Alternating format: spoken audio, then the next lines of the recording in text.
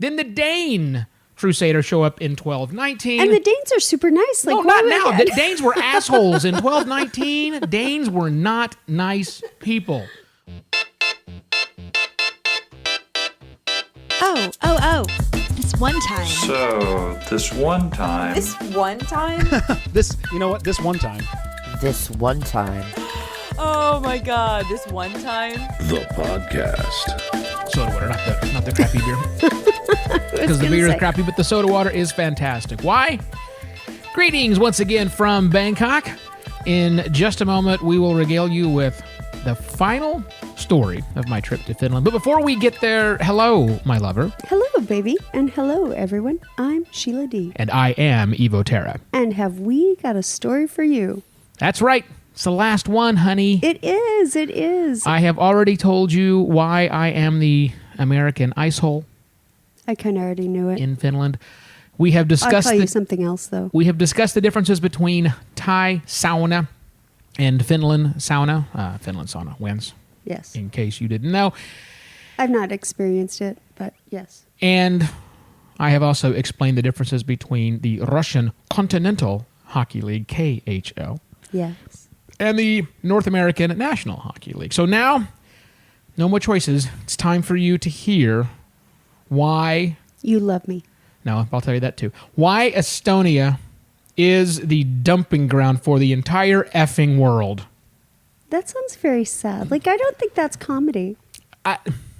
Yeah, it's kind of comical because it just keeps happening. It's like pratfall, where it continues to fall down over and over again. It's still kind of funny. You know, sometimes bad things happen to people and it just becomes comical. That's Estonia. Do they find it funny? Yeah, actually they do. Really? The people who live there have kind of accepted the fact because, like we are taught history. They are also taught history. And they're taught this history. They're thinking, holy shit. The hell is... Why did we stay here through all that?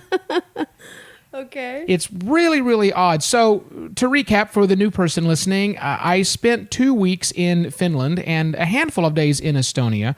I was the keynote speaker at NBE 2017, the Nordic Bloggers Experience. Don't go to Helsinki in the winter. Just, pro tip.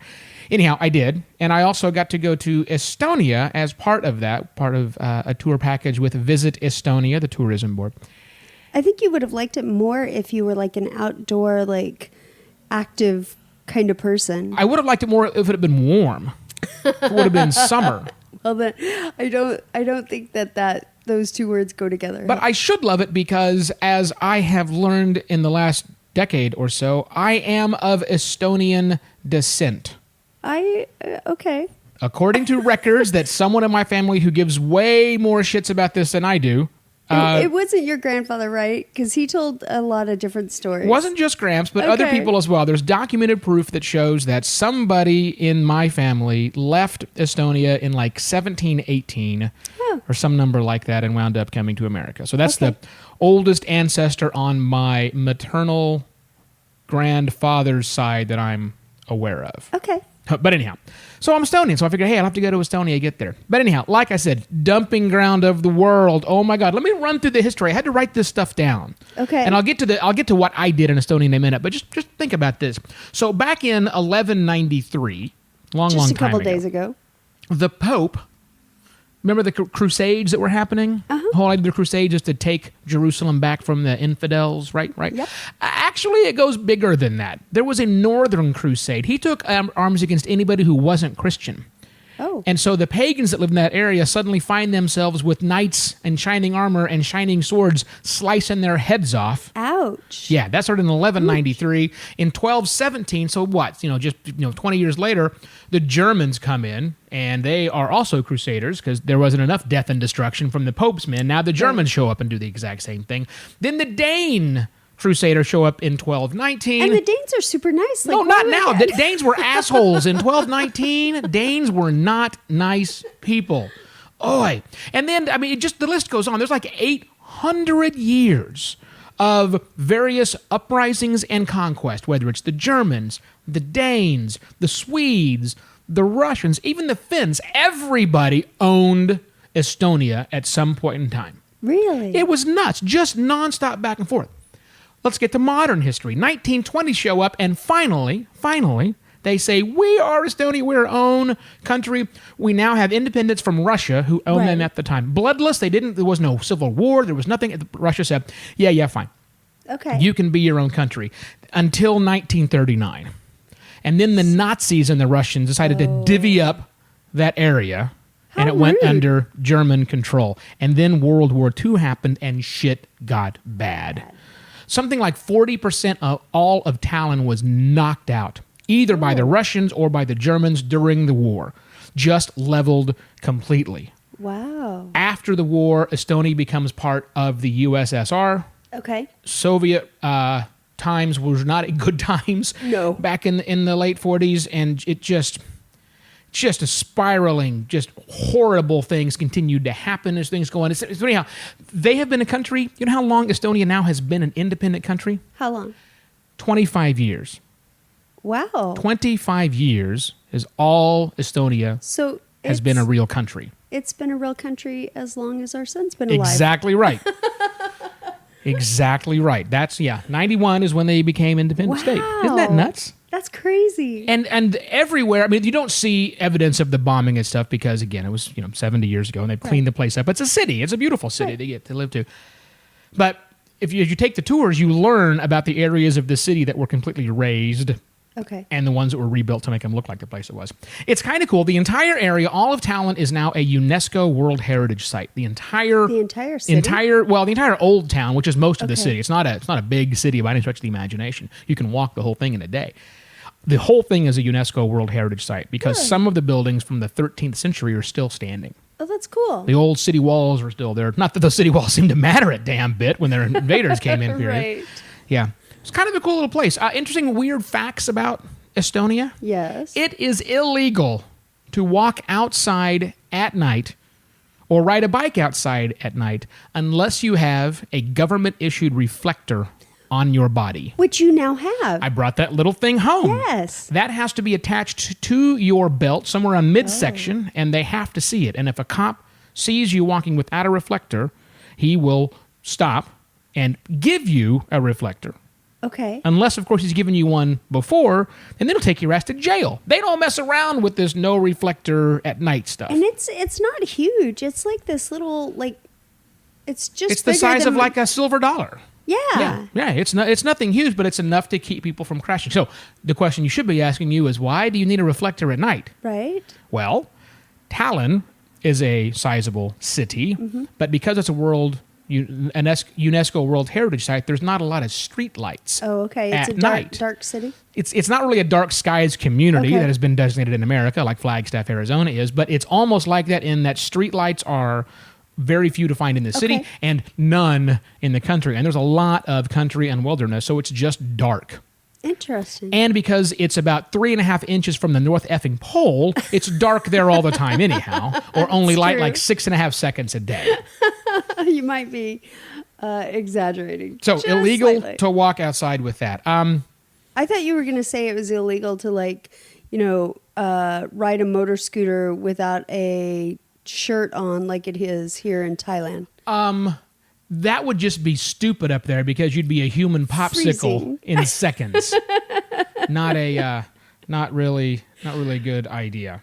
So speaking of ancient history stuff, prior to Estonia getting their own independence, but after the badness of World War II, Estonia wanted to restore this church. And I forget the name of the church, but it's right smack dab in the middle, and it's this gigantic, huge church. And all around it had been leveled by the bombers, either the Russian bombers or the Nazi bombers. I don't know exactly which one, and I'm not sure anybody knows which one yet at that particular time. This church was still standing, but was damaged. Oh. So they wanted to restore the church. So they have to petition the Soviets, the Kremlin basically, to say, can we restore this church? Remember, at this time, Soviet Union atheism is the state religion, if you will. So there's no way in hell they're going to approve someone to restore a church. So what do the Estonians do? They say, no, we're not going to restore the church. We're going to restore this building. The purpose of the building is to become a museum for the history of atheism. Really? In a church! Now, I when I love was that. told this, the pride within me swelled. Like, how awesome is this going to be? You people have gotten around this by saying, no worries, Soviets. We will resurrect this and make it a museum for atheism instead. I like it. Yeah, I like it. brilliant plan. One major fail point for them. Soviet Union didn't really work all that well towards the end, so it never actually happened. Oh, that's Yeah. a bummer. Because you know the one of the best nightclubs I've ever been in No. was in a church. Well, there you go. Thailand Go-Go Bar in a church somewhere probably around here. I don't know. But anyhow, they did not get that pulled off. The other interesting thing about the Soviet Union is Soviets like big statues. Oh yeah. Big statues of their leaders. We had about half a day to kill before we got back on the ferry that takes us from Tallinn, Estonia, back to Helsinki, Finland, about a 2-hour ferry ride across the Baltic Sea. Half a day to kill. One of the guys on my trip is a photographer who's Brazilian but now lives in Germany, in Berlin, actually, and had heard tell of this, well, I'll call it a cemetery for Soviet statues.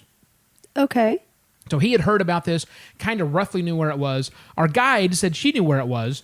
They were in the middle of restoring this area to bring it back to what it was, and they were going to do some show the grounds up in condition. Basically, almost a museum, if you will, of the Soviet occupation going on in this one area.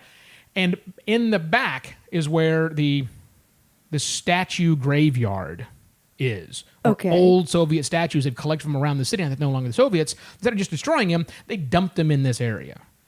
And so we went there. Now, this place is under construction. So we were under instructions to not go through the construction, but go around back, and you'll see where the statues are. And holy shit, not kidding. Around back, there's this 5 times larger than life statue, several of them, of like Lenin. Really? Yeah, and a bunch of other like weird, clearly Soviet, the people are better than anything else, odd, weird, abstract art that was 15 meters high. But the weirdest thing is there were like 3 giant statues of Joseph Stalin. Okay. Joseph Stalin. Joseph Stalin killed 40 million people? Yeah. Not a nice guy. No. Kind of took Lenin's ideas and said, what if we applied a suitable amount of assholism with that and murder? It would go with how do you like that? So to me, it's just kind of weird because I didn't expect to see statues of, murderers. That's just not typical, right? When Nazi Germany fell, we blew up, we the Allies, blew up every statue of Hitler, every big concrete swastika, all these things. You watch the video of us blowing up these various things in town. But of course, with Soviet Russia, Stalin was never defeated. It just changed.